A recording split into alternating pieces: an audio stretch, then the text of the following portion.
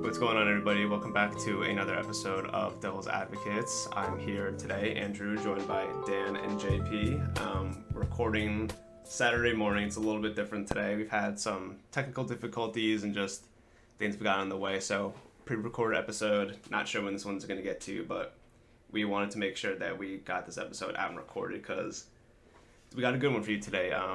Dan, we were going through some ideas during the weekend. Dan came up with a good one. So, Dan, why don't you tell the people a little about what we're going to be getting into today?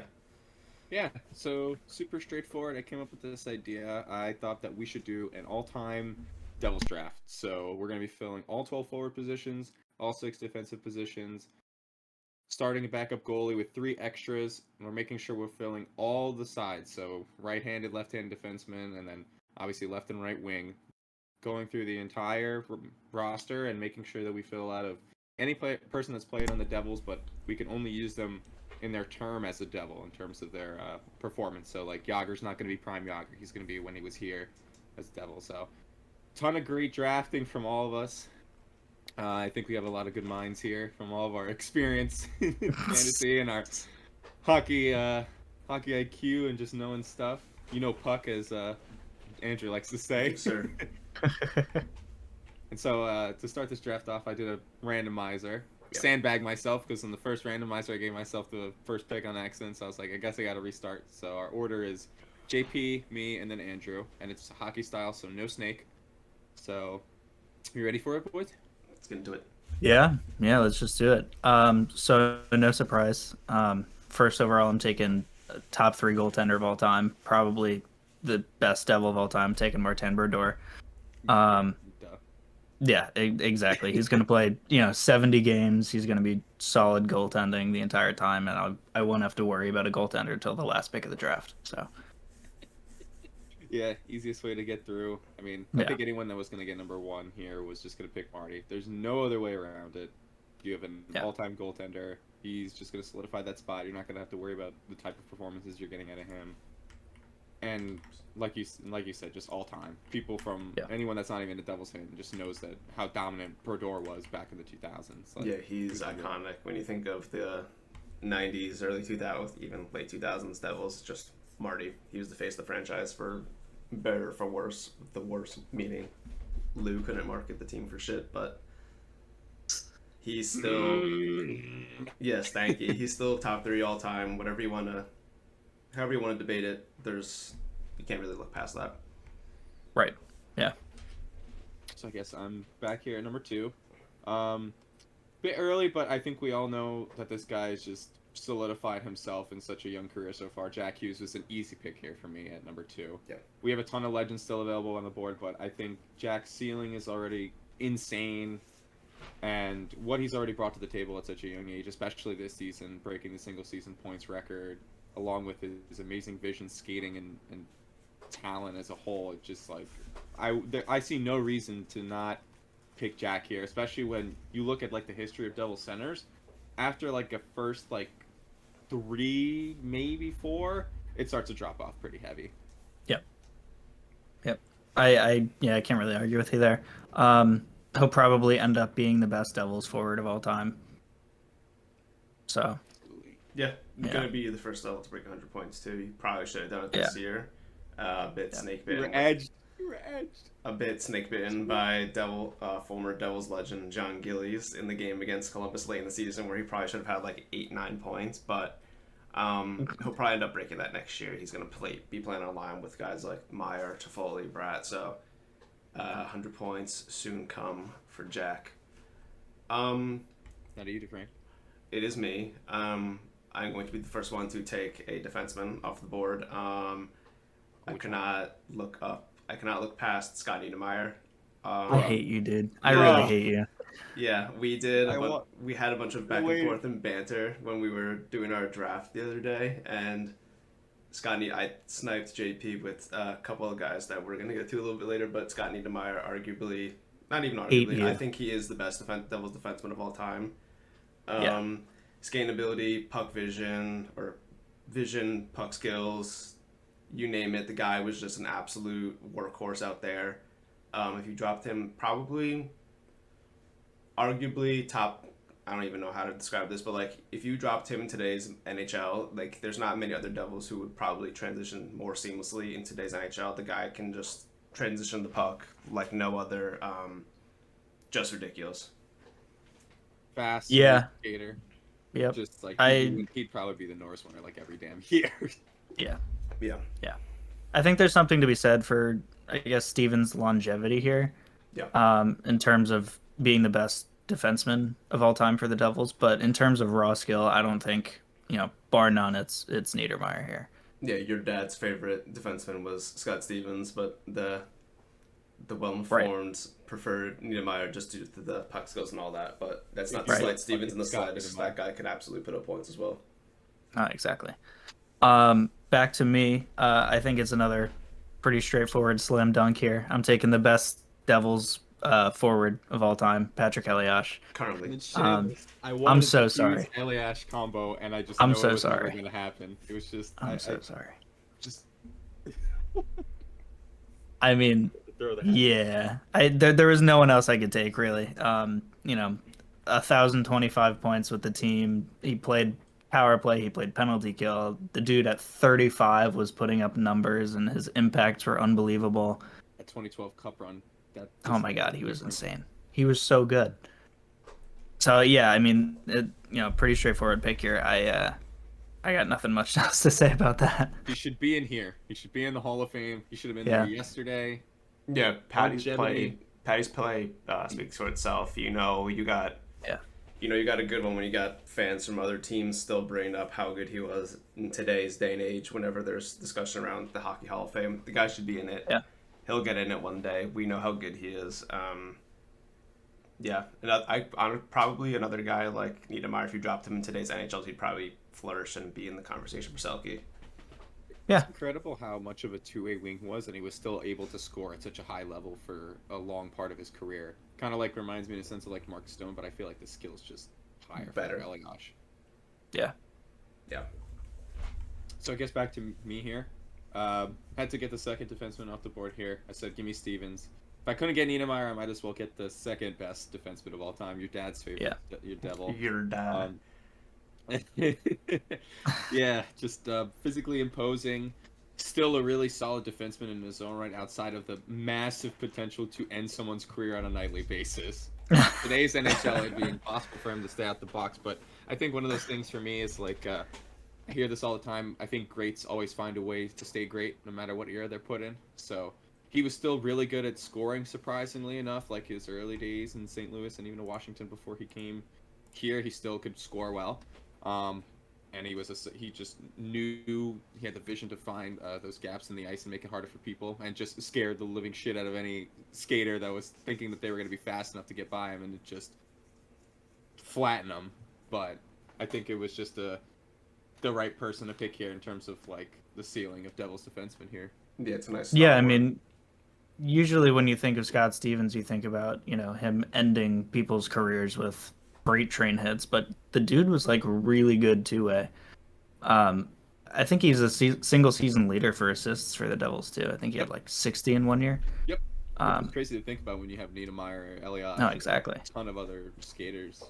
Yeah. So I mean, he was just a stud on both ends of the ice. Literal truck. Yeah, Yeah. actually built. Well, that too. Actually built like a Mack truck. Okay, back to me. I'm gonna take my first forward here. My favorite forward until Jack came along in Devils history, Ilya Kovalchuk. The guy, speaking Yep. of built like trucks, this guy was a Mack truck, but he could dangle you. He could dime you from all the way down the ice. The guy was unbelievable. I don't think if we make that trade today, I think I have more of a reaction than we made the Timo Meier trade, because when this trade happened, I don't even want to say how long ago it was. I don't even remember. Don't need to know. When I was little, I don't think I appreciated the trade at the time. Like, I knew of him, but I know how good he was. And adding him into, I think it was like 2010, 2009 when we got him. It was a couple of years before we made that cup run. I mean, if the guy actually stayed here outside of him retiring and he stayed for that whole 17-year contract, which was ridiculous and totally legal, by the way, you're probably talking about maybe him rivaling maybe rivaling Elias for most points in Devils history. I don't know if he could have maybe got there because he would have been playing with Patty, so maybe their points would have kind of overlapped a little bit. But hell of a shot, hell of a passer. The guy built like a truck. That fight against Braden Shen will always, that's still vivid. The call from Chico when in Philly when he's just absolutely ragdolling him. I don't know. The guy was blockbuster. I love him. Yeah, I think there's an argument to be made there for if he stayed for that contract that his name would maybe be up in the rafters. Yeah, if you think about maybe if he stays, I mean, the team was garbage after he left, so I was gonna say maybe they go on a cup run with him, but Right. maybe in 2018 when if he's still here and they still trade Larson for Hall, maybe you can make an argument that maybe they get by Tampa and whatever. Probably not, but it's a Yeah. fun hypothetical. Right. Probably one of the most polarizing players in Devils history, to be honest, with the back and forth of his contract situation. But guy was an absolute wolf. Can skate like the wind. Nobody wanted to touch him when he had the puck. Shoots like he had a laser of a shot. Just incredible. I think the power play goal from the Rangers series and the game that Henrico in the overtime when it was just electric. It still lives in my Yeah, head. that's like Yeah. probably one of like the prettiest goals in Devils history. Yeah. For sure. I don't think Quarterback by that's Peter Harold, who unfortunately did not make our top 60. So back to you, JP. Yeah, I'm gonna take another polarizing winger. I'm taking Zach Parisi with my third pick. Early, you guys are just taking everyone I wish I could have, but it was just obvious at number 2. I can't get everybody. Right. Yeah. No, exactly. Um, I think Parisi's tenure with the Devils was pretty underrated. Big time. I don't think a lot of people talked about how great he was because he truly was just amazing for so long. Literally from like 2007 to like 2015. Obviously he was with the Wild in 2015, but I was gonna say. unbelievably Yeah. good. I mean, he scored 90 points a couple times. In 2012, just looking at his JFresh card, which is kind of really the only basis we have to go up for impacts pre 2018. He was 98% overall in WAR, 98% in offense, 70% in defense, 92% in power play. Like the dude literally did everything, and he was a plus player on the penalty kill too. So Yeah, if you want to talk about like unheralded players who still got their flowers, but probably not enough, especially around the league. Again, it's Zach Parise, the guy. I mean, you just said it with all of his impacts: offense, defense, power play, PK, like you name it. Plus, the guy would outwork you too, which is I think the most like impressive part about his game. Like the guy seemingly never took a shift off. He would go in the corner, dig on a puck, rim it around, get in a scoring position, like take hits in front of the net. Like the guy would just absolutely go to war, and I think that's kind of why. That's part of the reason why I think a lot of fans feel slighted that he left because of like how like blue collar he was. Plus, I mean, obviously the way he left, it rubbed people the wrong way. But I think people kind of realized like this guy is like a warrior. And, like he wore the C. I mean, granted it was 1 year, and that was Lou trying to get him to stay, but. It's crazy that at 5'11", he was still such a workhorse player, strong on his legs. You can move him off the puck. Just incredible. One of the premier forwards back then. Just he could do it all, man. And then so goes back to me here. Going with another winger here. Probably one of the arguable best wingers to ever play for us. Taylor Hall for me. I think our only MVP. His peak is definitely. His peak was like amazing. That 2018 run was probably the funnest run we could see at least in the time I've been a fan since obviously this year. And just to think like if you're pairing him in like a full lineup, like him, Hughes, and whoever else I'm gonna pair with, he's just gonna be amazing.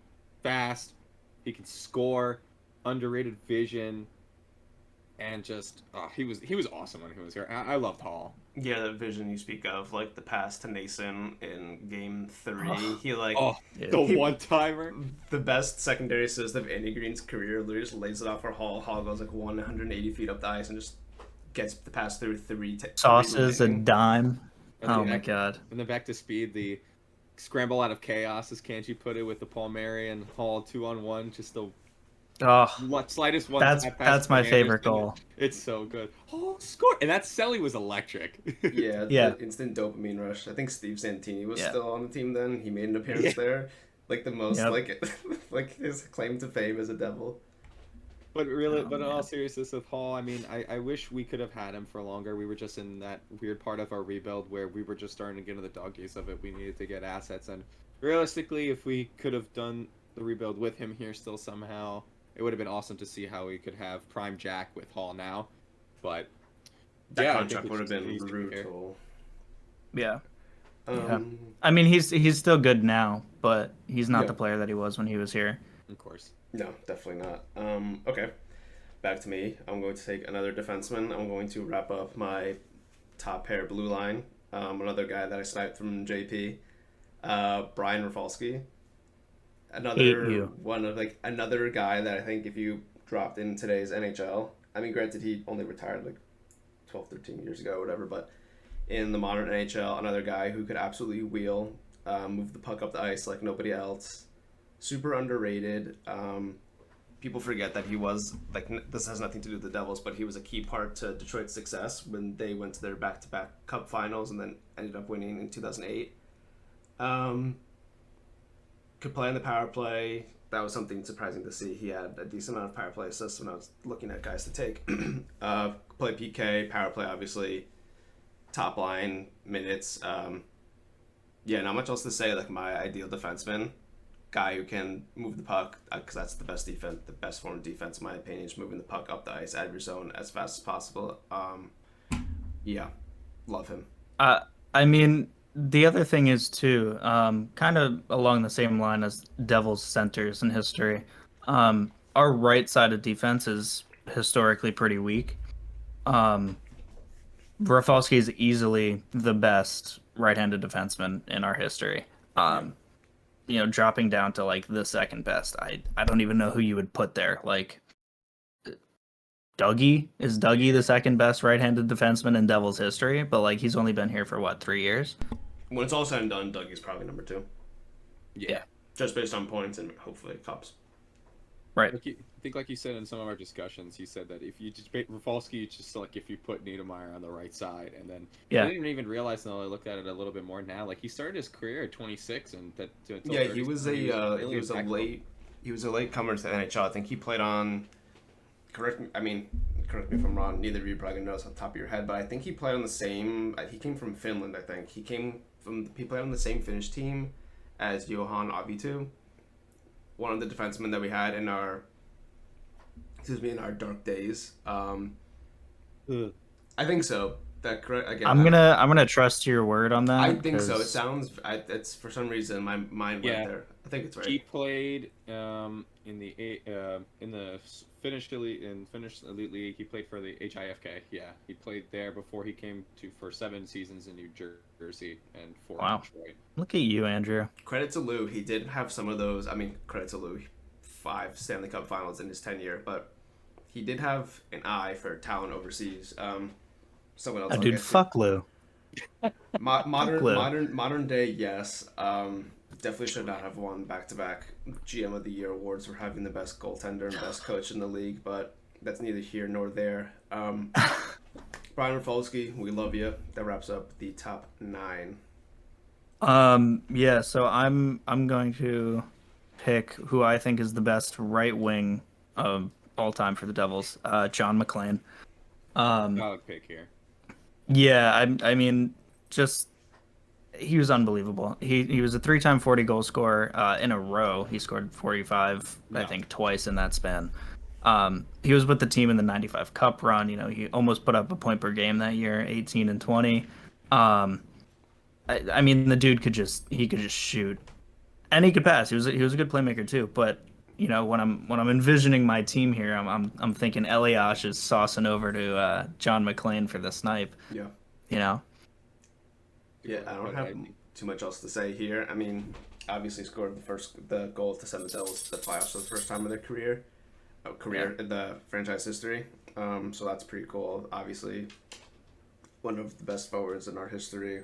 Definitely not one of the best coaches in our history, that's for sure. But with all due respect to John McClain, the player can't deny the dude's talent and his importance to the franchise.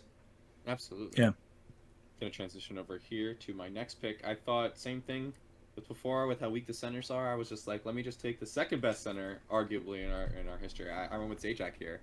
I said to the boys, I think he's one of the most underrated centers in our history. Just his two-way impacts were insane.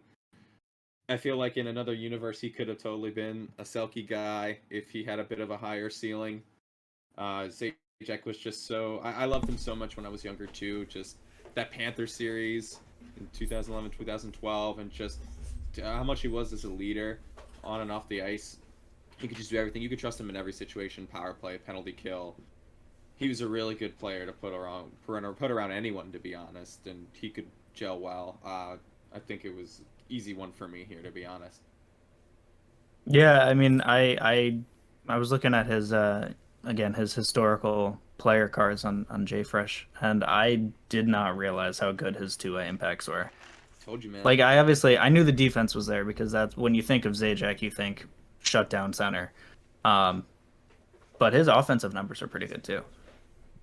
Yeah, plus the fact again to get the heartstrings a little bit. The fact that he stayed after the 2012 Cup run, he signed that extension. That was like a really big deal to a lot of people, including me, especially because we were young and we didn't get the whole Parisi situation. If that happens now, you're probably not as mad. Some people will still be, but Zajac, another unheralded player. I wish he got his cup in 2012. Yeah, man. Yeah. That probably would have maybe again embraced the bait. Maybe he would have gotten his jersey retired. Probably not. He probably doesn't meet that requirement. If Breland didn't get his retired, he probably doesn't. Right. Impacts. I mean, yeah, those impacts. I was surprised to see how good they were. I was not expecting that. Again, I knew how good he was defensively and on PK. What's that? Yeah, absolutely. No, I said his longevity too. He played 15 years in the league, had a couple 60-point seasons, a lot of 40-point seasons. Like he was a horse. He was a horse. That's Yeah, you don't play that long in the NHL without being that good. Right. Okay. To me now, I'll take my first center. I'm gonna go with Nico. Yep. First overall pick in our history. Captain, leader, future legend. Hopefully, he has the success that some of these other guys who we picked before him does. Hopefully he has some success. I mean, his game really took another step this year on both ends of the ice. He always was heralded as this future Selke guy, which was kind of unwarranted because of his defensive. If we're going all analytical, his impacts on the defensive side of the puck weren't always there yet, but you kind of started to see that this year, especially with his Selke nomination and getting a decent amount of votes for it. And again, using writers' votes and opinions isn't always the best form of like, this guy's actually really good or not, but he actually has gotten to that level where you can consider him arguably the favorite going forward for the Selke. I mean, finishing second to Patrice Bergeron's nothing to sneeze at. And now that Bergeron's out of the league, you can probably pencil in Nico for a yearly trip to Vegas in late June to hopefully accept that Selke award. But yeah, no brainer here for me to take my first center off the board with Nico. Yeah, that's a pretty good pick. I still think he has another gear to get to. For sure. I don't know if he's going to be like a 100-point guy. I don't think he is, but I could see him pushing 90. And obviously, future perennial Selke winner. Yeah. There's not much more to say on it. Yeah, he came into this year. Super shutdown that guy. I mean, if you watch the Rangers series, he put Zibanejad in a holding cell. And he put him in his place. Put him in his place, and like you said, he doesn't need. I don't think he needs to be a 100-point guy. I mean, Bergeron was never a 100-point guy in his career. And no, I think he topped out. I amazing don't even think Bergeron ever got to point a game. I think he did once, and it was in a shortened season. Sure, yeah, but like Nico almost got there this year. He's gonna have a really good team. Could happen. Yeah, could happen. Go ahead, you JP. Yeah. I'm picking my first defenseman. I'm on pick 5 here. I'm picking Andy Green. We've talked a lot about kind of longevity, and I don't think anyone was as consistent for as long on the Devils' blue line as Andy Green was. I mean, he was just, obviously there was the defensive game. He was an elite PK guy. But I don't think people understand how good he was offensively too. Um, Yeah, at I think least in he his was kind of prime, you know. he was kind of forced to play a more defense first role, considering how bad Yeah, some of those teams were when he was in right, his prime. right. But I mean, there were times where he was putting up pretty decent numbers, and his offensive impacts again, um, were really, really, really solid from like 2010 to 2016. Yep. Um, and then he kind of fell off a little bit and ended up going to the Islanders. But um, as far as who I would want kind of workhorsing my defensive core, I don't think there's many better options than Andy Green here. Absolutely. I think as an undrafted player, the career he carved out, especially being able to go on kind of like the run we did in 11-12 and just be an important leader and figure in this organization for as long as he did, I think Andy Green's a great pick and just one of the more, not underrated Devils, but when you think about the scope of all time, like he's definitely up there for sure. Yeah. Well Underappreciated deserved. for sure, and especially taking the longevity into account, the amount of shots he blocked was borderline unsafe. He was like The guy would be Borderline. damn near every yeah, no, season. not even borderline. It was definitely very unsafe. The guy would be blocking hundreds of shots a season, still racking up like 90% plus WAR for his defense. I don't know. There's not much else to say about Andy. I think it was underappreciated is probably the right word, and I don't think people Yeah, realize how good he was around the league. yeah. He didn't make that 2014 Olympic team, right? I I don't. don't think so. No, I think yeah, that was the big point of contention. I think he was left off, and then it was like Brooks Orpik or some like other geriatric defenseman for name brand that was taken. Brooks or Pitt. I mean, again, no disrespect to Brooks, he was a great player in his own right, but we're talking Devils here, and Andy probably should have made that team. Again, neither here nor there. Andy, we love you. Yeah, We love you, Andy. So I guess to go into my next pick, I think I'm gonna get the next goalie off the board Bastard. because I think just all time, my first Devils jersey, at least that I bought on my own. Give me Corey here. Just Yep. the best Devil on his teams when he was here. He carried us to a ton of positions we didn't need to be when we were too good to be trash, but not good enough to make the playoffs. Yep. Just an elite goaltender at a time we shouldn't have needed one. But Or we, I wish we didn't have him because he kind of he kept was just us. so good. He was Yeah. just so good that we didn't need him. But it was like we were trying to force a rectangular prism into a circle hole with terms of trying to make playoff teams with that. But Thank you, Lou. thank you, Lou. But seriously though, I love Schneider. I think I was gracious enough to get to meet him at one of the playoff games this year. He was just an awesome guy, and realistically, in terms of like in stat wise, he's definitely the second best goaltender. Yeah, it's not even If you really close. think about it. It's not even close. Yep. Yeah, just to touch on him, how good he was, and why I wish he wasn't that good. The years he was borderline Vesna worthy were the years we could have been in contention for guys like Matthews and David. Some guy called Connor Yeah. McDavid. Who? Yeah. I mean, again, not a slight to Corey. That's an indictment on the management and what they did. But purely speaking about Corey, there's no there's no contest. I mean, he's very clearly the second best Devils goaltender of all time. Unfortunately, that hip injury in 2017, 2018 kind of Ugh. started the. I think he's still playing in Bridgeport for the Islanders. I think. Yeah. But it was kind of the start of the end for his NHL career. I think he's doing pretty well in the AHL, but It's one of those crazy scenarios that if he was healthy that season and we didn't have Kincaid rock us into the playoffs against Tampa, Right. imagine how slightly different that could have been in terms of a goaltending matchup. Could we Yeah. have more of a chance? he was banged up then, right? I know he played Yep. game 3, but Yeah. I think that was about it. Yep. Yeah. Rip. Corey, thank you, brother. Praise Corey. Oh, it's me now. Okay, cool. Yeah, I forgot. I was scrolling on the document. I was like, wait, that's right before me. Okay, I'm gonna take my second center here. Another one of my favorite Devils from the 2000s, Scott Gomez, Calder Trophy winner, 2000. This guy's just sniping here. My favorite nickname, I think, for Devils, and you guys might, this is going to be an old head moment. You guys might not even remember this nickname. Chico used to call him the Galloping Ghost in the Alaskan coast because of how fast he was and how much he could He absolutely. was a zooming Do you skater. know, Yeah. JP clearly does. You don't know that? I don't. I he don't. was That's born- before my time. Because he was born in Anchorage, Alaska, so Chico would just call him the Galloping Ghost from the Alaskan coast because of so how funny. fast he was. I'm gonna pair him up with a couple wingers that I drafted a little bit later, but removing his tenure with the Rangers and the rest of his career, which was a bit journeyman, and I didn't realize how journeyman it was after he left the Canadians. Again, another guy that like Gomez could just like absolutely fly.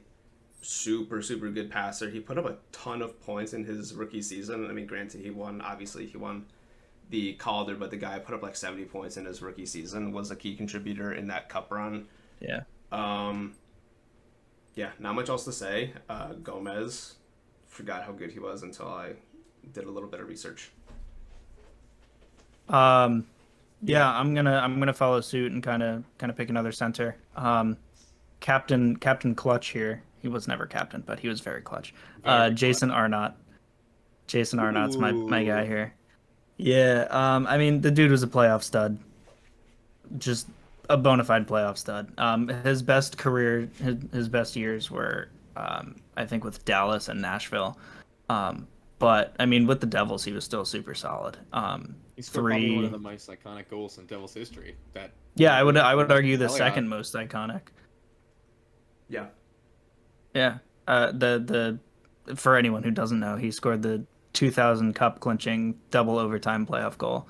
And I mean, it was just unbelievable. That was a year before I was born, but I've watched that video He was in the many a perfect time. place at the perfect time for Elliott Yeah. to just make that no look pass, and he just right past the goaltender. I mean, that's an A-line chemistry. Yeah. No, exactly. All right, so to me here again, like you said, right side D is really difficult. Probably a little early in his Devil's career to take it, but I took Dougie here. I think that As you should. in his Doug time Lace, here, yes. he's been like probably one of the most important free agent signings in the more recent history to start getting talent Yeah. in New Jersey here, and this as we build this like awesome team. Really impactful offensively, like in terms of like ceiling, he's probably like next to Niedermeyer and Rafalski, he's probably like the third most talented offensive defenseman out there until like some of our other guys get him a little better here, who I mentioned a little later. But Dougie's just a stud, especially he came into his own this year. Like he was at some points part of the Norris discussion just because how many points he was putting up, just dominant. And in a sense, you could say he's also been pretty clutch. I mean, a lot of those overtime goals and just in key scenarios and games, like Game just 3 versus the Rangers. Who one, knows how two, that goes yeah. if he doesn't score oh my that. god, yeah, that right Yeah. side skates it up from the pass from Brad and just bar down, just Yeah, roofs it from a tight angle. just tough. I love Dougie. I can't believe we still have him on this team to this day. Yeah, that's just I think he's a great pick to take here. That is a great pick. I'm looking at his stats real quick. He has 104 points in 144 games. Fifth place is Devils Twitter's favorite, Damon Severson, at 263. He's on the way. Do you think he cracks the top 5 by the time he's retired? So he would Yeah. need, he would Easily. need, yeah, he would need 159 points if my math is correct. So what, like No, he's got 60. 5 years. 5 more Yeah. years, and he just turned 30, 31. oh Yeah. I think it's super easy. Okay. Yeah, then easily. He needs 3 50-point seasons, and I think he does that in his sleep. Do you think he gets top Are 3, you- which would be 400 points?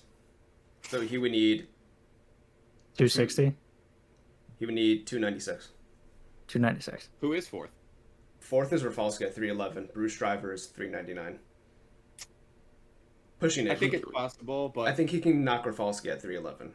Bruce Driver might be a little bit too much, Yeah, I agree. considering we have Luke coming up. So, okay. Right. Top 5, I think it's not out of the question. Yeah. no, not Yeah. even out of the question. Cool. Andrew? It is me. A guy who I didn't really get to watch too much, Alexander McGillney. I think his Go on. his play obviously speaks for himself, for itself. Over 1,000 points in 900 games. 76 goals in 1993. I think he tied Teemu Solani, and when Solani had that crazy rookie season, and Yeah. his overall stamp on the NHL for his career was he was the first NHL draftee to defect from Russia at the height of like the height of it. We're still in it now with the whole Russian shit back in the day. That's commendable in its own right. Then to come to Buffalo and to be an absolute stud. I'm pairing him up with McGillney and a guy I'm pairing him up with Gomez and a guy I'm gonna be drafting a little bit later. Yeah, I forgot how good this guy was because we really didn't get to watch him too much, and obviously the height of his career was probably before his time with the Devils with Buffalo, but ridiculous. Yeah. I guess that leaves me to pick Claude Lemieux here, with my next one. I mean, the dude was a pest. I love. He was such a pest. If I could drop one player from past Devils history, it would probably be like Claude Lemieux to just drop onto Jack's wing. Yeah, It'd be, yeah. I I mean, don't know he how was. good it would have go, but it would just be insanely fun to watch. It would be fun. It would Yeah. be so much fun. Like I said, the dude was just a pest. Loved to get under people's skins. But you know, he was a 3-time 30-goal scorer. He was a 40-goal scorer for one season. So it's not like he was just, you know, laying checks and being annoying. The dude was putting pucks in the back of the net. Important player for a lot of teams, man. Yeah, no, exactly. I mean, he was with the Devils in '95. He came back after a couple-year hiatus with the Devils in 2000. You know, won 2 cups with us. Not much more to say on that. A little bit of a legend. Yeah. Just a little, just a little. Next one here, because we start to kind of go through the weeds of all the fourth now. So it's like a bit of a drop off at this point in terms of just solidifying rosters here. So we're gonna go a little quicker here. So I picked Jamie Langenbrunner. I thought he was, from what I remember him, I think he was just a super big stud player that really could just, you know, bit of a force to be reckoned with. He could score if you really needed him to be, and especially like his tenure in Dallas for what I remember for a little bit, and then a couple of those middle tier, like late 2000s, early 2010s teams. He was a really important player for them when we made a lot of those like consistent playoff runs to like the conference, not the conference finals, the second round runs and stuff like Yeah, that. running into Ottawa and Carolina when they were at their peak. Yeah. Yeah, I think he's just a good guy that, even though I drafted him early, I think he's going to fill out a more important role to be able to carve out and do more on his own and in the later part of my forward core. Weird captain. Weird captain in our weird history. captain. And the way he left was kind of weird too, but Yeah. whatever. Me next. Taking, I think this is my first left winger here. Brendan Shanahan didn't fully pop off with the Devils. He was here early in his career, and then he had that short stint, I think it was one season, in 2008-2009, where he was actually kind of productive. I just like him as a power forward to pair up with Nico and Kovalchuk. Like I said, I mean, he didn't really fully pop off with the Devils, but for his entire career, obviously one of the better power forwards in NHL history. The guy made decorated cups galore on all those really good Detroit teams back in the day. Yep. Yeah. Not much else to say. Yeah, I mean, he also gave us Stevens indirectly, so Yep. you know. That was right. I'm going to pick Captain Kirk Muller here. He was really good when the Devils were really bad. Really bad. Really bad. You know, as much as the dark days of the 2010s were, you know, horrible for Devils fans. I'm sure the early 80s were just as bad, if not worse. But you know, he had 94 points in 1987, 1988, and he scored 25 goals 5 times, 30 goals 3 times. I mean, yeah, the dude could score. No doubt. I don't have much else to say on Captain Kirk. Before my time, I didn't do enough research Before on all him. of our times, but Kirk was a very important player to those early Devils and just was a major player for us back then, especially when we started to really carve ourselves in terms of the league, when we started to get some success. So back to me. I keep picking a lot of more recent Devils because that just seems to be my This my one's MO really in valid this though. draft. I was But gonna take. I forgot about him. Jesper Before. Bratt, I the way my lineup is carving out, just especially after this season, Bratt really came into his own as like one of the most offensively gifted players behind Hughes really on this team. Just an amazing skater, great speed, can do a lot of shifty things with the puck that a lot of players could wish they could do, especially as like a 6th round pick, like 6th, 7th round pick, like a really late guy in the draft. Just Brad is just an amazing piece to have here, and I think this was just for me. That felt like this was a snipe for once. Yeah, I Right. was. I forgot. I was gonna take him at 21 with Shanahan, but I was like, I kind of want the power forward, and then I was like, maybe he'll get back to me at 24. Didn't happen. Didn't. No. I think that was like one of the first. I think that's the first time I got sniped this draft. What you've been sniping, Jake. Must be nice. Yeah, must Yeah, be I was nice. gonna say been sniping JP over again. Yeah, I think the script flips a little later, but Yeah, if it I does. remember It correctly. definitely does. Yeah. To stay on the topic of current Devils, super current, super new, Timo Meyer, another premier power forward, is going through slot really nicely alongside Gomez and McGillney. I think since he's come at the peak of his career and at the height of his powers, with the team that he's on and the line mates he's going to have, I don't know if this is a hot take. This is the first time really saying it out loud. He could probably go down as one of the best Devils power forwards in our history, just because, I mean, if you're playing with arguably the best center in Devils history, and then you're going to be playing alongside maybe like a guy like Mercer or maybe Toffoli, especially for the next couple of years, the guy he could probably put up like 80 plus, maybe 90-point seasons. I mean, Yeah. 180 points. I don't know where that would rank him all time. I'm doing this bit on the fly. Top 20 is 297 points, and he already has maybe like Yeah. 19, He'll 18 be points. Yeah, he's going to be probably top 15, maybe top 10 in Devils points of his when it's all said and done, just because he's coming at the best, arguably the best time in Devils history, just because how good this team is. I really like him. He shoots everything on net, super dependable on both ends of the ice, can transition the puck up the ice, which is not something I knew prior to training for him. Goes to the dirty areas. Yeah, Timo. Yeah, that's a really good pick. I'm gonna pick another super pest here. I'm picking Bobby Holik. The OG pick. Um, yeah, I Love mean, Malik here. It's a really good one. yeah, he was so much fun to watch. Like again, kind of like Lemieux, but like a little bit worse in talent wise. Loved getting under people's skin. But you know, he had 550-point seasons in 6 years from 97 to 2002. There's something to be said about that. And then he was with the team in 95 and 2000, just like Lemieux. So, you know, Yeah, I like Yeah. Bobby. I like that pick. He kind of falls into the same category as John Madden for me a little bit. Kind of like middle six, bottom six centers, but who can do a Just little bit of someone everything to and like. will just absolutely be a pain in the ass to play against. But then we'll go down Yeah. to the other end of the ice and just score on you.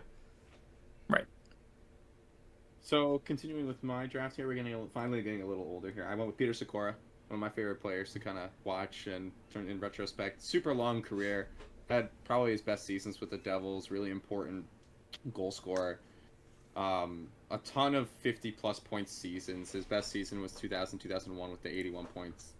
He was a consistent 20-goal scorer at a 35 goals season. In that same year, he scored 81. Just a perfect guy to pair up, at least on my top line, with Hall and Hughes. Just really solid skater, great shot, super important player on a lot of those. Yeah. If only you had Eliash. If only I had If Elias. only. I took the consolation prize of getting Sikora. Back to me. I'm also going to dip into the older players pool here a little bit. OG Devil, Bruce Driver. Great pick. Yeah, really good pick to fill out my second pair left-handed defenseman slot. Over half a point a game in his career. Again, not something I knew. If there's a bit of a theme here, I'm not too up to date and knowledgeable about past Devils, but I do know of them. Currently 11th all time for points. Like I said before, top five for, I think it was top five for Devils defensemen in points. Again, I'd be lying to you if I said I had a little bit more, but really, really good Devil, OG Devil. Yeah, Bruce Driver, everybody. um, I am surprised that he dropped this far, but then again, I completely forgot that I hated you for this. this guy 'Cause I thought he was existed gonna for a get little me bit. One more pick. I'm taking Adam Henrique here. Love him. So He didn't spend that long with the Devils. But he was really really fucking good. when he stepped on the scene, he was just impactful right away. Unbelievable. And I have Jason Arnott, who scored the second most iconic Devils goal in history. I think Henrique scored the most iconic goal in Devils For history. when it was scored, yeah, because of who it was against and all that. Right, exactly. Yeah. My dad was at that game. I think he was in like section 6, like right behind where Henrique scored the goal. 2-1 but- front scramble. Yeah, I would pay any amount of money to go back and just Kovalchuk's be, got it. Henry. be in the Yeah. picture for that. Yeah. I mean, the dude also just like straight from his rookie year, he played first line minutes. And he played both sides of special teams. He was like an elite penalty killer right off the bat, which I didn't realize. Yeah, no, Really? he could do it all. I think he's top 5 in shorthanded goals for Devils history. Yeah. I could be completely wrong. Oh wait, I have my sheet up still. Top 3 he has 13 Nice. in 455 games, so that's pretty good. Yeah. Just great pick there, JP. Yeah. Thank The you. heartstrings. So next pick here, I got a lot of crap for this one, but I figured I had to get a homer pick and just get a real. In my head, I think for what he needs to do. I think he's a great Devil and probably one of the most important to the team. Give me Danico. Like he played for a super long part of it. And nobody stays with the franchise for 40 years, current, like with the team and post career. What he's done for the organization is great, as well as on the ice. He was obviously there for all 3 cups. He's been here for a super long time. Obviously, we know him more as just kind of a guy that just rocked people like Stevens, but didn't have the same offensive upside Stevens did. But I think if we're talking like lineup stuff, as we're going to go over later, he's just going to be a nice defensive anchor for one of my other offensive defensemen that I'm going to get a little later here. And just, bit of a homer pick, so I don't hate myself for this one.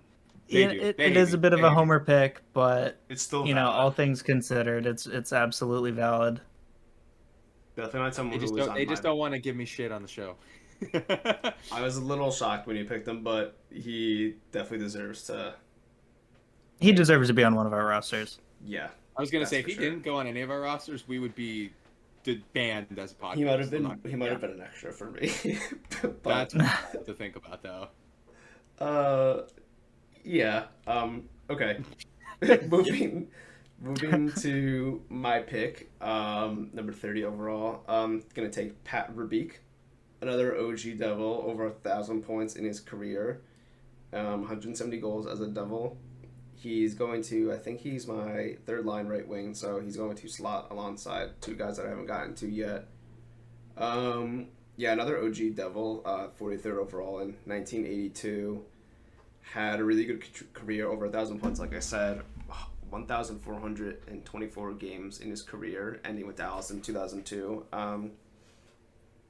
Again, another one of these older Devils that I didn't really get to enjoy and watch too much, but when we had these lean years in the early to mid 80s, Jesus Christ, I'm looking at his Wikipedia page. He had 227 penalty minutes in 1988, jumping like he had 120 the year before. The dude, I didn't look at that. I kind of sorted by PIMS when I was doing my list. I sorted by goals, assists, points per game, and PIMS, and I forgot how many points, how many penalty minutes. Dude, Ken Danico had 2,516. Yeah, Randy McKay Yeah. was 1,000 behind him. That's fucking crazy. Yeah, Pat Verbeek, 320 points as a Devil, 943 PIMS. I can see why people love this guy. So now that we Yeah, it's a pretty good pick. It's pretty Yeah. iconic for the early Devils here. I agree. In terms of like the rest of this draft, since we have probably most of our important players out the way to an extent, do we want to kind of just start rifling them off? Quick facts, going from there. Yeah, I'll Sure. keep it short and sweet. I picked Tom Curvers next. I'm gonna be honest. killed me. I had Just killed no me. idea. I don't think When any of us knew who Tom Curvers was. when you put that in there, and then you tried saying, "Well, I'm just gonna put this out there because I want some of the smoke." When you said Tom Curvers and then gave me crap for Ken Danico, I was like, "What are you doing? What is this? Who is this guy? Who?" Look, He had points. He had points. He said. he had points. He spent like 3 years with the Devils. He played 1 game in 1990 for the Devils. But in his other 2 years with the team, he had 21 goals, 79 assists as a defenseman. Okay, in the late 80s.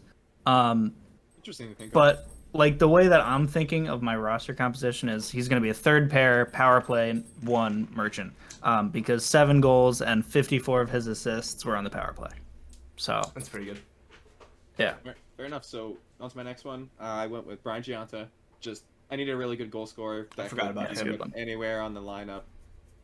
Just underrated and funny was here in New Jersey. I liked him a lot, and he was one of the. I think he has. Yeah, he has the most goals in a season with 48. So that's still nuts. stands. It's crazy to me that we still don't have a 50 goal scorer either. Hopefully, Jack, that'll No, I know. please. Andrew. Yes. My next pick, 33rd overall, Stefan Boucher, 283 points in only 360 games. I just really like the fit here with Verbeek as I think I have him as my third line center. Yeah, points. Points. Fast and a really good goal scorer first time. Yeah, Like respectfully. yeah. I'm gonna pounce on a really, really, really underrated defenseman here and pick Paul Martin. I want Dude, him all to, of us I are want mad. him to slide. This is just a couple more so picks. He was so good, like stupid good. absolutely studly in his prime. Impacts through the roof. Impacts through the roof. Yeah, 99th percentile in WAR. He was about the same in offense and defense and the penalty kill. He didn't play much on the power play, but everything else that he did was unbelievably good. So Yeah, the one that got away if he was here. If he stayed. sorry, not sorry. Yeah, if he stayed, well, more so as a devil, and no, in real life. I'm saying on the Devils. I'm saying on the Devils roster.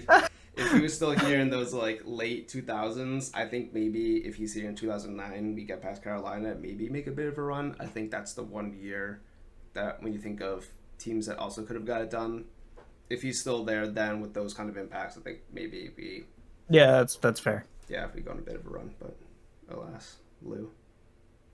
Perfect. Yeah, going into this one here, probably could have waited to get another goalie here, but I was just trying to get it out the way because I didn't know about JP here and how late he was going to take a goalie. I was just like, I needed some sort of backup for Schneider here. I said, just give me Clemenson. He does what he has to do. But I think the later half of my draft picks up for this random. Yeah, that's fair. I don't have comments on Clemenson. Yeah, he was a backup. He did what backups do. Yeah. But surprisingly, he's high in a lot of our goaltender stats, which He is just is. crazy to perspective of how good Marty was. Yeah. Yeah. Me. Taking Me. probably my most favorite forward just because of how much of a pest he was on the PK, John Madden. Yeah, I want him I- to slide for another I round. love Okay. John Madden. On my notes I have ideal 3C in any era. He's a 4C for me, but I think if you put him as a center now because of how good he was on the PK, I think I still have my notes up, thank God. He had 17 shorthanded goals and 140 Yeah. goals as a Devil, so over 10% of his goals were shorthanded. Him and Jay Pandolfo were the OG PK dynamic duo. Playing him with Kovalchuk on the PK, something that JP doesn't think Kovalchuk would be able to do, but Kovalchuk had plenty of shorthanded goals. I think those two would wreck shop. Lunny, he had 4. Didn't he have 7? I thought it was 4 in Seven. his 7 career. goals. Is it 7? 7, yes. God. Again, still not many, but the fact is, Kovalchuk could play in the PK. I think pairing him up with John Madden and a couple other guys, someone else that I haven't drafted yet. Yeah, John Madden. John Madden. Everyone. John Madden. His nickname Mad Dog. I think that kind of encapsulates kind of the player that he was. Yep, absolutely. Yeah. I'm gonna preface my next pick with I'm gonna get a whole lot of shit from this. I'm picking Damon Severson. Fuck you guys. I Um, had no problem with this. No, If this is anything, foul, I was so- hoping to get Steverson. but Well, you we know Puck. For We lack know. of a Put this in big text right here for anyone YKP. watching. YKP, um WKP, we know Puck. I love me some Severson. Yep. So good. A lot of people hate him. A lot of people Devils fans either absolutely love him or fucking despise the him. most Outside of polarizing Kovalchuk- player for out- no reason. Yeah, I was gonna say, outside of Kovalchuk, he's probably the most polarizing player for no reason. For no reason. He was just genuinely good. He had the occasional fuck up that everyone people kind of like- made fun of him for, but Like- outside of that, pretty elite puck moving defenseman. Very, very elite puck moving defenseman. Yeah. I need like the Leo DiCaprio meme of like, whenever Yeah. time, like he makes a mistake for Severson. Yeah. That's what the casual fan sees it as. So my next pick here, going with another defenseman, and Speaking of this elite was a puck movers. crazy. Yeah, speaking of elite puck movers, I think by the end of his career, this guy's gonna be absolutely nuts. Give me Luke. Yep. I think what he's shown us, we already seen how good he was in Michigan. What he did in Game 3 against Carolina was absolutely nuts too. And to enter the league in a couple of games to score his first goal as an OT winner against So the Capitals, disgusting too. I'm The so most glad I saw disgusting that. first career NHL goal that I could remember. He literally crossed the blue line. Hezzy looked at Ovechkin and just zoomed past him. If there's with his one guy shot, you want to got his skate shot. at, it's definitely Alex Ovi. Ovechkin. Yeah, I was Yeah, well, that's blessed to see that in person. And I think when Yeah. all things said and done, Luke is going to be really up there in that conversation. Like Dougie's there, but Yeah. hopefully we have Luke for like all of his career, like with Jack. So Yeah, I'm sure we will. And then it gets to me. I'm just gonna go Randy McKay, crash line god. Not much else to say with him. I think pairing him with John Madden as a fourth line, I think he would probably be bruised and blue to the bone after playing a game against those two guys on the fourth line. Actually could score a decent amount of points too. Again, didn't realize that. But the crash line back in the day with him, Peluso, and I'm forgetting the last guy. Sorry again, me not knowing my Devils back in the day. History. Andrew doesn't know Puck. I don't know. Yeah, I don't know Devil's Super Puck. Devil's Puck, but I know he was on the crash line, and I know how valuable he was. I think in the '95 run. Again, definitely gonna get canceled for that. Yep. Don't remember, but Randy McKay, great YouTube account by the way. Lots of good Devils clips on there as well. Randy McKay, everyone. 39 overall. I was gonna say ironic talk about the cup run when that's your shirt you're wearing right now, the 95. Yeah, it's Yes. nope, it's 2000. You can't see it. I'm picking one of my favorite players from my early Devils watching years. I'm picking Dinah Subers here. You're welcome. God. Yes, thank you. Andrew gave me this idea by saying he was between McKay and Zubers, and I was like, oh, Zubers, I'll take that. He was unbelievably good, like legitimately elite defensively. He was in like the 100th percentile for I knew defense. he was good, but I never knew he was that good. He was stupid good. It was dude, he's fucking massive. I didn't realize he was 6'5", like 6'5". 230, And he can skate pretty fast. and he couldn't could skate. Like, he was- Another fun fact about him. Apparently, he was the locker room DJ also, Oh, and he would play like house music or whatever, and it was very Nice. Nice close place. Yeah, so I'm picking Zubers there. I think it's pretty solid. it's a really good pick. Thinking of centers again because you guys were giving me a little bit of shit again at some point in the draft. It's like, dude, your centers are like nowhere. You have like Yeah. Hughes and Zajac. I'm like, oh no, the two best centers. What am I gonna do? So I picked a really good one in our early career and a Hall of Fame player and talked to my Slovakian heartstrings because I loved watching a lot of highlights of him, even though it was way before my time.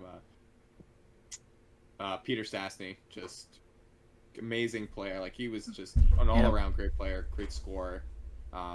Unfortunately, we didn't get him in his Quebec years because he was damn near dominant. Like Nasty. when he came over, well, obviously he played in Canada at a young age, but when he came over from Czechoslovakia. It's coming from the Eastern Bloc. Like he was one of those players that once he came here, he was put on the world stage. Sucks we got him Yeah. at the end, but I think as a 3C with all that skill, he'd be nuts for me. Yeah, it's hard to argue with that. It's a really good pick. I'm gonna go back to the new New Jersey Devils. I'm going with John Marino.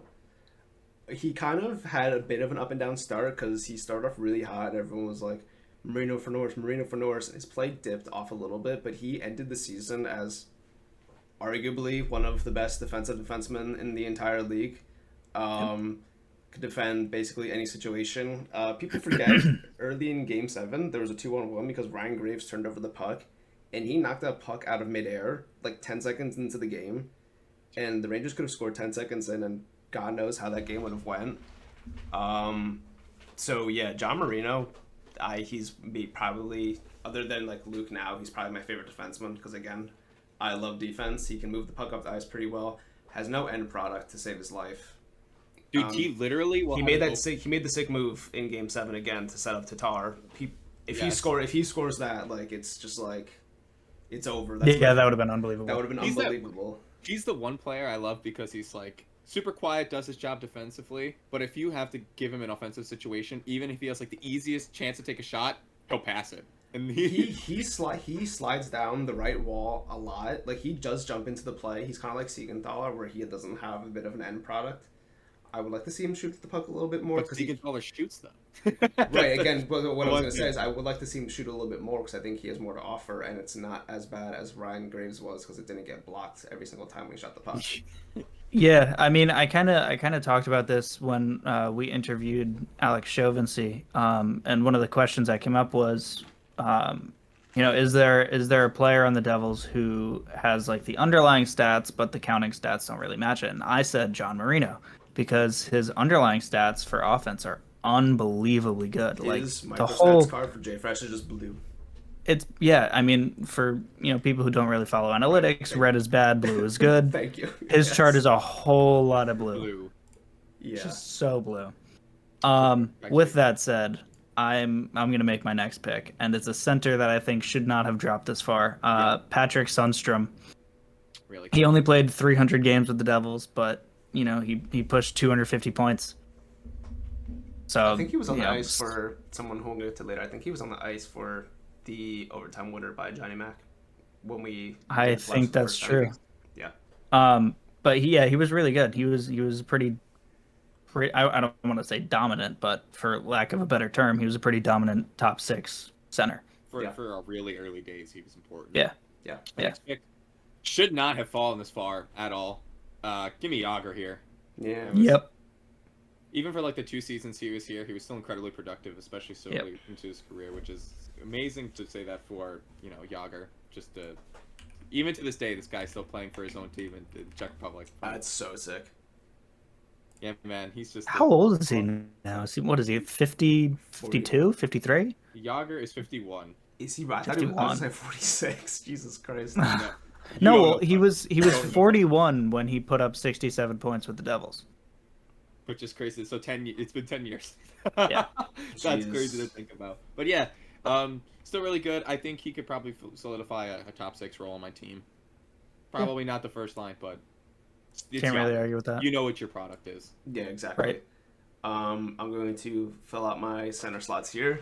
Someone who wasn't at his peak when he was with the Devils, but was still good in his own right. Doug Gilmore. Again, me Good not one. knowing Devils history Lore. all too well. I know my bits and pieces, but I did not know Doug Gilmore played. He played 83 games with the Devils, 75 points, really good. He played in the 96-97 season and then 97-98. I think sliding him in at 3C is it's pretty good. I didn't know he played Yeah, for the Devils. hard to argue with it. But again, not at his peak with the Devils. Again, way better with the Leafs than some of the other teams he played with. But yeah, Doug Gilmore. Point you brought up, because when we were talking about this when we were getting ready for the pod, we have had a lot of different, like, really all-time players Yeah. for a lot of teams and Hall of Famers come through our team, but not be, like, for us, which is really Yeah. interesting to think about. Yeah, like he played. Yeah, for the like Blues. one year wonders. Yeah, he played for the Blues, Flames, Leafs. The lockout year, he played somewhere. I don't know what that is. Then back to Toronto, and then he played for the Devils for a couple of years. I'm picking another player who was really good when the Devils were really bad. Aaron Broughton. It's a really Um, good one. I'm not sure how he fell this far either, to be honest with you. Some of these guys that you've taken, I don't know them, so I just don't feel compelled to take them because I'm just like, yeah, Aaron. You don't Broughton. know Aaron Broughton though? No. How do you know? Like, dude, I'm how do like you know- six. How do you know Aaron Broughton, but you don't know Scott Gomez's nickname? Well, I don't know. Different I sides. have no answers for that one. But like, No I'm like 6 years old and I knew who Aaron Broughton was. You know, he was really good when the Devils were really bad. He had 5 50-point seasons from 83 to 89, including 79 points in 1987 and 83 points in 1988. So, you know, a very productive forward for a not very productive team. Yeah, really good pick there. Next one I had to go with just to get my center slot finally rolled out and a really good two-way forward. Give me Brian Ralston. Yeah. Just does his job really effectively. One of the I hardest think- slap shots I think I've ever seen. Yeah. Yeah, he could rip. It's He could ridiculous. absolutely Ridiculous. rip the puck. One of my Yeah, I favorite just highlights from him was when he Go was ahead. he was in Minnesota. He had a penalty shot, and he just skated like maybe like halfway up to through the offensive zone, like right in the middle of the slot, and just absolutely wired a Just slap slapped shot. it. Beamed it. Yeah. Absolutely wired a slap shot past the goalies here. Yeah, just really good. In my opinion, just he's a 4C for me, but really good all situations guy. I think he just fits perfect here. I mean, we're in the bottom 5. We're in our last 5 rounds here, so Yeah. anything goes at this point, really. Yeah, I am going to wrap up my left side of my defense. Slava Fetisov. I wanted Paul Martin. I didn't think he'd make it this long. I would have taken Martin a lot earlier and filled out my left side, but Sorry. Slava Fetisov, he put up a respectable amount of points as a Devil. I didn't realize, like, I knew of him, but I didn't realize how many points he actually had. I don't think he played for the Devils for too long.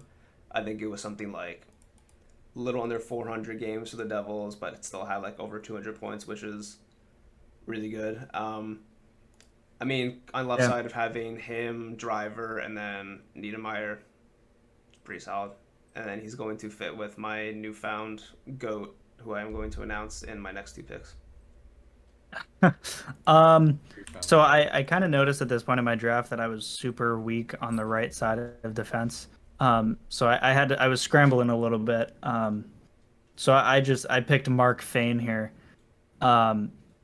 which I don't want to say it was a good pick, but I definitely don't think it was a bad pick. It was a pick. A pick was made. It was a pick, yeah. One of the picks of all You know, time. he was a defensive first right hand defenseman. You know, I kind of envision him in my fake team, slotting in next to Tom Curvers on the bottom pair. You know, I never watched Curvers. I know absolutely fucking nothing about his game, but you know, Fane was good enough on the back end to compensate for whatever Curvers may be lacking. We need the Shaq meme of I'm sorry, Youngblood. I was not familiar with your game. Yeah. You know what I realized a lot through this draft? When you picked the position, JP, it gave me ideas for my picks. I usually follow suit with positions. So right-handed defenseman here, I took Adam Larson. Yeah, me, that is such a good pick compared to fucking Mark Fane. Yeah, so I was like, when I was looking at my lineup here, you know, I had Stevens and Hamilton in the top pairing, and then I was like, who am I going to pair with Luke? I mean, obviously he took some revisions, but I put Eagle with him. I think that's he's a guy that could keep up with Luke and keep up with his like deficiencies defensively, which Luke surprisingly doesn't have too many. But I think Larson could pick up that slack and do a little bit in his own right. Such a good pick. Yeah. Sorry. I'm going to take my first goalie here. Vitek Vanacek. I didn't Buddy's laughing. I didn't get Corey or Marty. And This is round 18 or Yeah, round I mean, 17. it's You're 51st picking your first goalie. 51st overall. I mean, I didn't want you to get him, because I know Dan finished. He took Scott Clemenson like 20 picks earlier or whatever. Yeah. Not much else to say other than I didn't get Corey or Marty, and I didn't want anyone else to take him. In your defense, he has the winning a single season when it comes to record. Look, is he a premier goalie? No, No. He's fine. I don't think he's gonna be playing more than like 50, 55, pushing 60 games. I don't think 60 games is something he should be doing, but he's fine. He was above average in terms of goals saved above the expected. The other day on Twitter, there was a little bit of discussion about Vitek Vanacek and how he's a backup, which is just not true. That's a He's crazy- absolutely That's stupid. Yeah. he's absolutely a platoon goalie. Could play a little bit more if needed. That's just the way the league is now. Platoon goals. Yeah, I think, and again, he's good enough. I mean, you saw Aiden Hill win the cup. Do I think Vanacek can do that with what we've seen him do in the playoffs the past 2 years? Probably not, but someone who I picked way later. We've seen I think he can weirder do that with and him. worse goalies win the Stanley Cup with other teams. Right, and again, like Yeah. Crazy again, situations. So back it's in not out of the question. right again back in the bubble year, who was Dallas's goalie? Anton Khudobin. What a throwback. Right? I mean, That's yeah, funny. like you can win in this league with like Mid I don't want to goaltending. say yeah mid. I don't want to say below average. You can absolutely win with like slightly above league average goaltending, which is something I Yeah. think Vanacek can do, and hopefully in real life, hopefully he can do that too. Yeah. Please. We'd like Um, to see what he can do this year. That's just a me thing, though. it'll be fun to I watch. think the workload I think was a little bit more than what he's used to, but having that under his belt and having a good backup in Akira Schmid is someone who can push him and like take games off of him. So I think it'll work out. Yeah, that's fair. With my next pick, I'm going to pick David Clarkson. Way to He was Water bottle, if please. oh my god, it was so much fun to watch, dude. He was such a. I'm noticing that I'm picking a lot of like pests who can also you're gonna be an score. annoying team to play. That's the against. way. your, like, That's the way to build it, though. Yeah. What I did not realize is how good his impacts were. Yeah. especially that. At least with the Devils. Obviously, he fell off the face of the planet with the Leafs after Or went to he Pluto. signed that massive extension with, or not extension, massive contract with them. But in the year, I think it was 2012, he scored 30 goals. The same season, he had 99% defensive WAR. When you think of That's David Clarkson, nuts. you think of like I don't know, like 70 offense, like 6 defense. No, exactly. You just don't think of him being like a premier defensive forward. Right, exactly. And then, he always did my favorite type of goals, which I feel like his kind of go-to goal was a wraparound.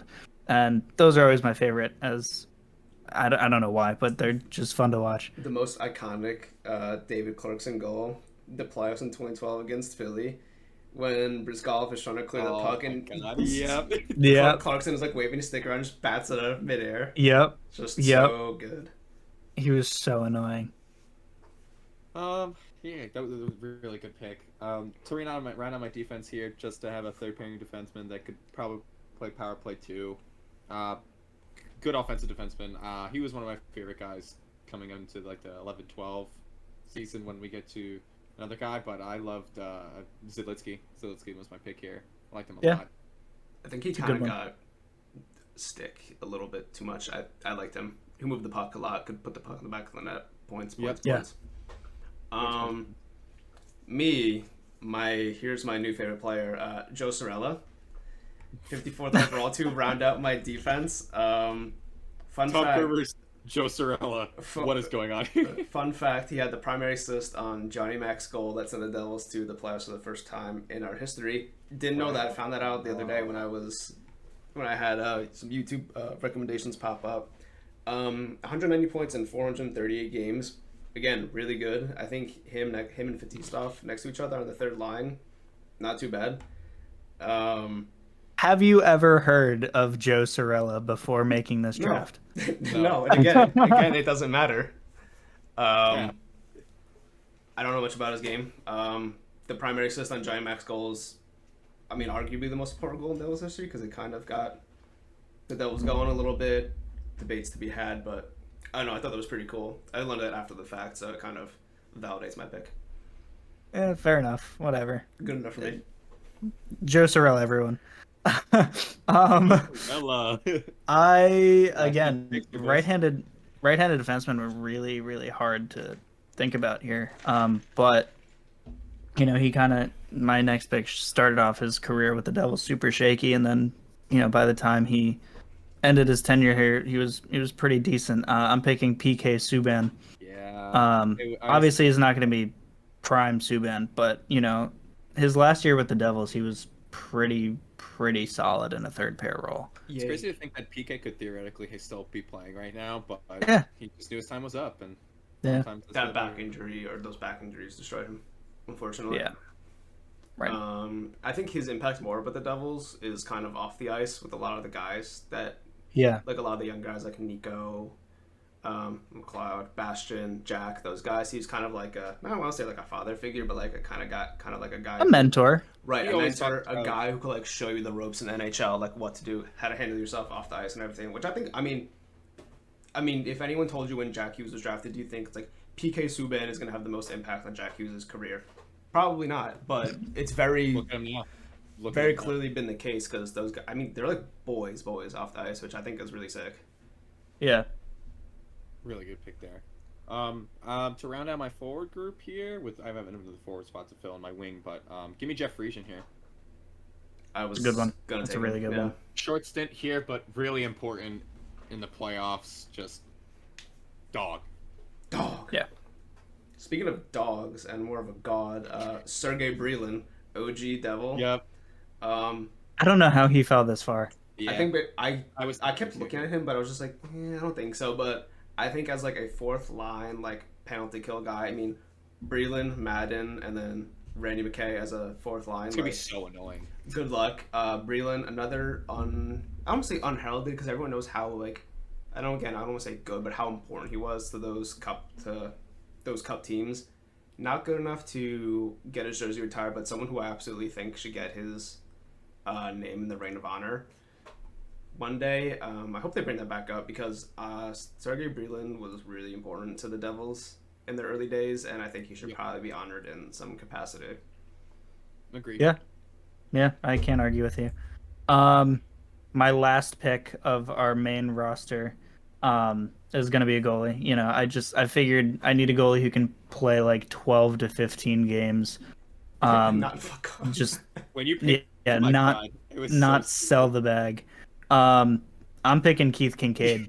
I just can't. Oh man. Obviously, you can't take him Mr. seriously now. Calibration goal himself.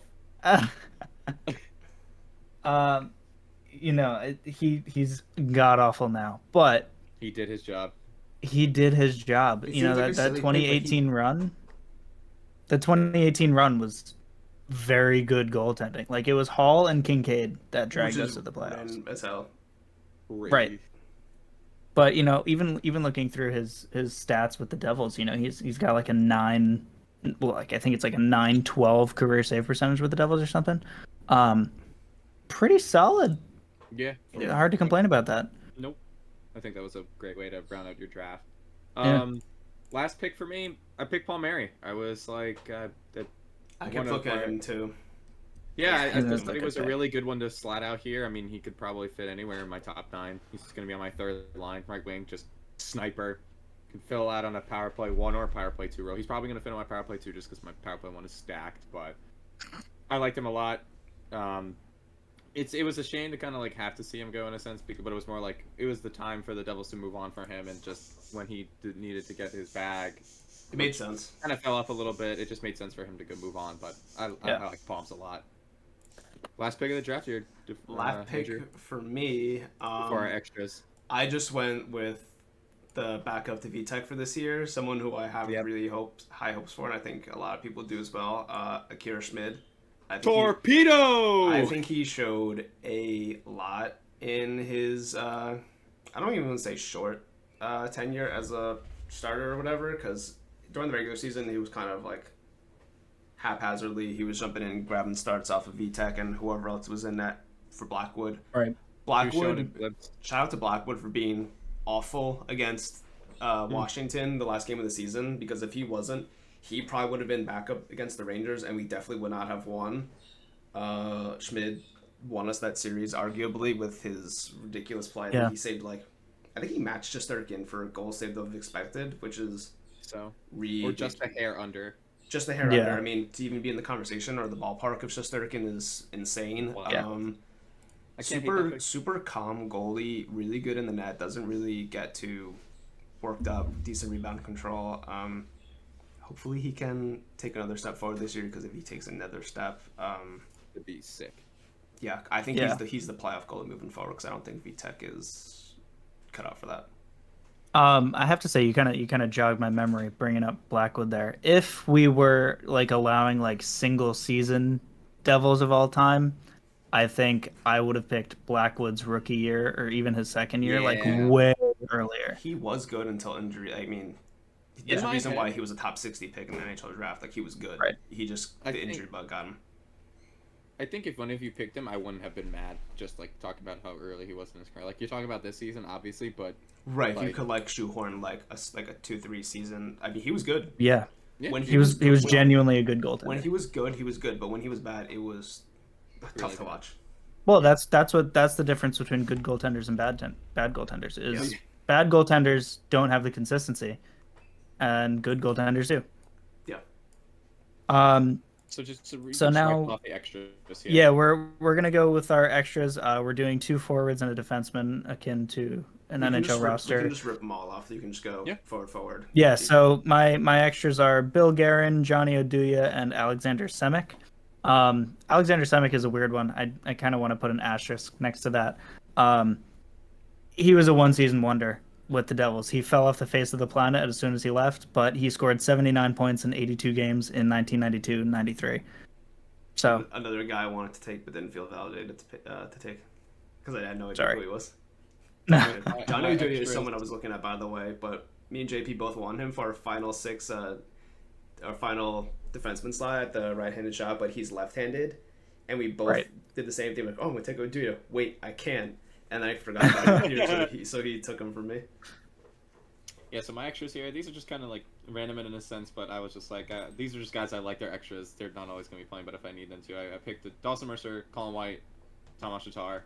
Had to get my boy Tatar in here. Mercer can just, I'm really excited to see what he can do. And then Colin White is just Colin White. Like, if one of the the more defensive-sided guys goes down, he just slots in. Just Yeah. be more of an anchor. Nothing too special. My extras, one of them got a little bit of heat, but for the role that I want him to play, I think it could work. Zaka, Zalapukin, and then Tommy Abilene. Pavel Zaka, like we all meme on him. There's a hockey player there. He's really good on. Pavel good on Zacha, a hockey player. really good on the PK. I mean, I think if you look, I don't think it's gonna work in I don't think it's gonna work in Boston. I think he's being set up to fail as a top 6 center, maybe even top line center. I don't think he's that guy. He put up the points this year. The impacts weren't. I mean, the impacts looked good because Boston had one of the best regular seasons. I think the best regular season in NHL history. So it's Yep. hard to not look good. Next to I think it was Krejci and Pasternak or Yep. some Yep. pairing. I think he could do a job. PK really dangerous on the PK. Obviously, we all know his flubs of missing open nets and whatnot, but I think he could, as a center left wing, could do a job. Zalapukin, I wanted to take him for my 4th line left wing spot, but I couldn't pass up Breland. And then Tommy Abilene, lasting to the very last defensive pick, I thought was a little bit of a yeah, surprise. I can't believe we failed hard. We I failed. was Yeah. gonna take him over Fatistov to begin with, and then I was like, nah, I'll just leave him, and then he's still there. So yeah, Tommy Abilene to round out my roster. Just a little quick note on Zaka. I'm probably again gonna get crucified for this, like I am for picking Severson so early. But I think my spicy hot Devils take is that I would rather have Pavel Zaka right now than Eric Holla. Nuts. I know. If their contracts were exactly the same, Even if they weren't the same, Zaka gets what 4 4.7, is it 4.5? 4.7. Okay, I think. 4.7. I I think Boston. I think I- Boston was the right. I mean, he didn't have a say in it because he got traded, but I think Boston's the right spot for Right. him. He needs to play like a lot, and again, he's not bad. He just he's a really solid. he's just a player, very though. memeable player because of again Yeah. he played Well, for the Devils. yeah, more I mean, than he good. shot wide more than he shot on net, but Yeah. all things considered, his underlying statistics this year were unbelievably good. Yeah. But who knows? That could be a one-season wonder. Could be, yeah, it could be.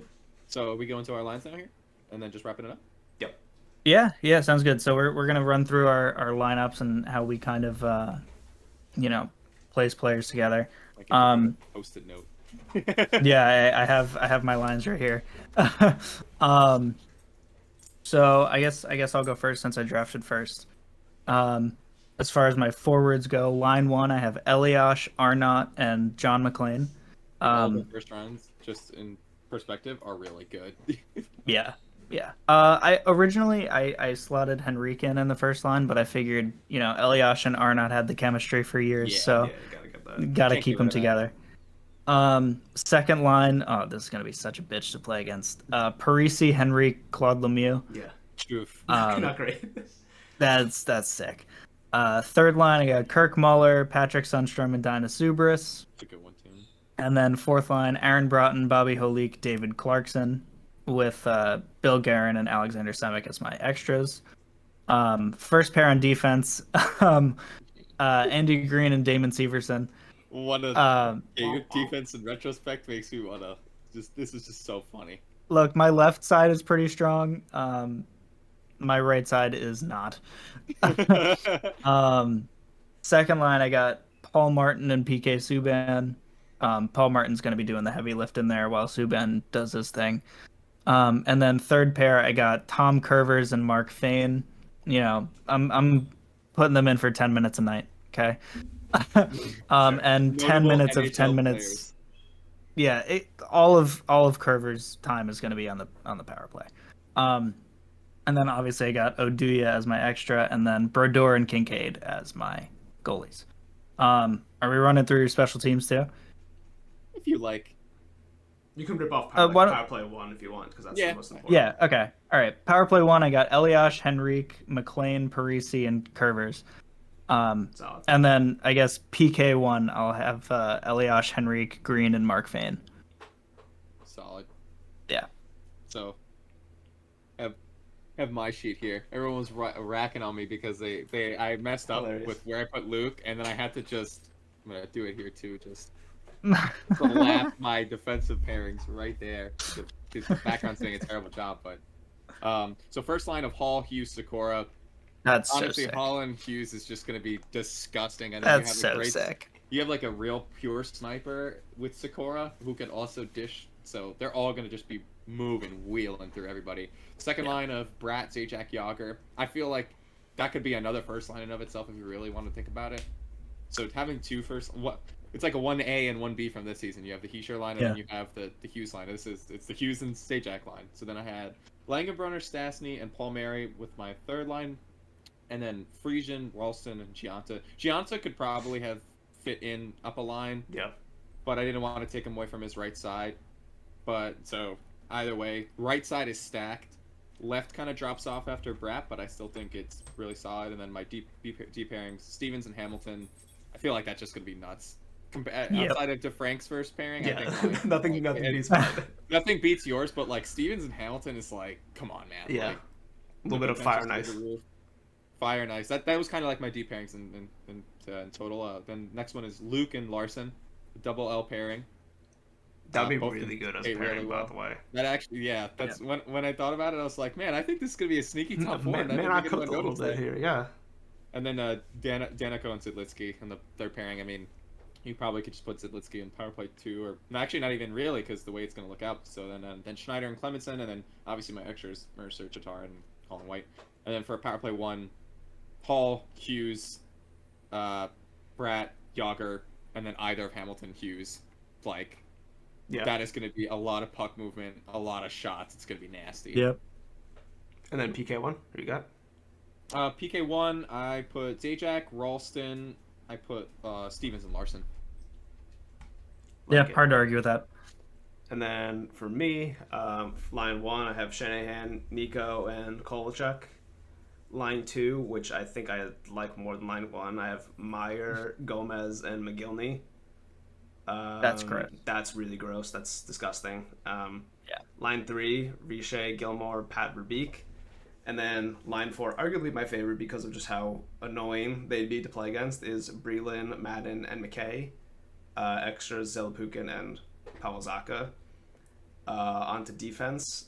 My first pairing, Niedermeyer and Rafalski. They kind of speak. They kind of speak. Yeah, They kind of it's just- speak. the for all-time D themselves. pairing is there. What are you gonna do? Yeah, they Just- kind of speak for themselves of how disgusting those two are together. I think each of our teams just has that like undeniable fact. Yeah, right? every one of our teams has just like one thing that's gross, and I think mine's defense. Line 2, Driver and Marino. I think that's Yeah, it's really pretty good, too. solid. They can both move the puck. Driver can jump into the play, contribute to the offense. Marino can kind of stay back, do his thing, jump up if he wants to. Third pairing, I have Fatistov and Sorella with Albaline as my extra, and then in net I have obviously Vitek and Schmido. Power play one, really disgusting too. I have Timo, Nico, Kovalchuk with Niedermeyer and McGillney on the back end. And then on my penalty kill, It's so it's so gross. disgusting. So stupid. And then on my penalty kill one, I have John Madden, Kovalchuk, Niedermeyer, and then Marino. I have Kovalchuk Okay, that's You have so many better defensive players than you put Kovalchuk. because of how good defensively everyone else is. Just win the puck What do you back. just want it for shorties? That's it. Goals win. yeah, power kill. Goals win. I mean, Oh, who else yeah. would you put there? I guess Nico. You could put Nico. Nico. Put Nico on the He wing. scores- Greenland. He scores more shorties than Kovalchuk did. Is this true? I have this. I still have this up. Is this true? Shorthanded goals. Nico. Nico has 5. Kovalchuk has 7. Boom. Yeah, career. Less but less it's game not- less games played. Yeah, career. Yeah, career. And Nico has a sort of career. No, this is just with the Because Devils. of- He has 7. Oh 7 shit. Oh. Yeah, okay, yeah, what's- yeah. what's- Yeah, I'm okay, wait, using- so what's his full career then? See, when you said career, I'm thinking career total, like Shorthanded, Yeah. shorthanded Oh my goals God. in his career, he has 10 in 926 games. But that's because of how he was used on the Devils. He was trusted more to play defense because he was Which is stupid. right. It is dumb. Like I wouldn't do it. I would just say. but Future's I was the about to say I better wouldn't do player, it today, but I understand. would do it today because of how good he was. I think he's just really smart, really fast, really strong, and then playing with those 3 guys, just be take up space, and then we'll get you the puck and you can score. I think that's what it is. Yeah. I gotta say, I'm pretty surprised none of us picked Jay Pandolfo. When we were talking about him in this session, I was like, damn, Pandolfo Yeah. would have been a really good like. I was bottom talking six about pick. I was talking about duos. I think I brought him up. I was gonna take Pandolfo to put with Madden, just because of that duo, and I would have obviously had And then if you got Ralston too, it would have been you have the synergy, you have the set. right exactly. I would have had Pandolfo as my. I would have played him in place of Kovalchuk, but Outside of too much. your it's outside of your Niedermeyer Rafalski set bonus. I have the Hughes set bonus, so I'll take that. Yeah. Stick it in my back pocket. That But is yeah, that is really just a disgusting first pair. Yeah. yeah, that's JP's got Brodeur. I've got I think I just have the centers, and then the defense goes to DeFrank. Yeah. Just, Yeah, I think I got goalies and wingers. You definitely have centers for as much shit as we were giving you for not picking, your Center. last 2 centers early. And then DeFrank easily has the best. defense there. defense is my favorite part of the game. Yeah. The transition. But of the obviously ice, you I think guys- my guys can do it. We're definitely gonna get a graphic for this, so hopefully everyone can vote and decide Yeah. what they think. Yeah, definitely let us know. This was a ton of fun to do. Let us know what we get clowned on. Yeah, definitely let us know who you think had the best lines, who had the best forward defense, goaltending, power Yeah. play, PK, all of the above. Again, super fun to do. I don't know when this one's coming out. I think this one might be might be a Wednesday show. Again, recording a couple days earlier. We had some technical difficulties. Yeah. Sorry about that. Kind of out of our control, but This was an awesome one. this to do. was really fun to do. I hope you guys enjoyed this one to listen to the banter back and forth. Yeah, And thanks again for having me, boys. Yeah, this was. Yeah, of course, This dude. was I mean, we could not have you be on the show for this idea. This was again awesome to do. Right. Yeah. Any closing thoughts, boys? I got nothing We know other Puck. than We know. Keith Kincaid is the best player in the NHL. Oh boy, that's a great one to wrap that up. Rap has gonna love it. All right, thanks guys.